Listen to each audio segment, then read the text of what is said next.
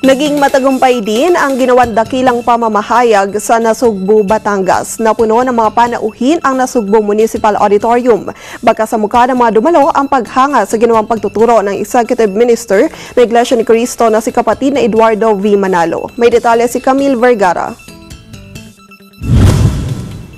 Naging matagumpay din ang remote site ng isinagawang dakilang pamamahayag sa bayan ng Nasugbu sa Batangas. Napuno ng mga panauhin ang Nasugbu Municipal Auditorium dahil na rin sa isinagawang saturation drive ng mga miyembro ng INC. Kabilang ang bayan ng Lian at Tuwi sa mga tumugon sa aktibidad na ito na umabot sa mahigit na 1,500 na mga panauhin. Bakas naman sa mukha ng mga dumalo ang paghanga sa isinagawang pag-angaral. Nangako naman ang mga nagsidalo na patuloy na magsusuri sa mga aral na sinasampalatayanan ng Iglesia ni Cristo. Mula sa Nasugbu, Batangas, Camille Vergara, IM1 with 25.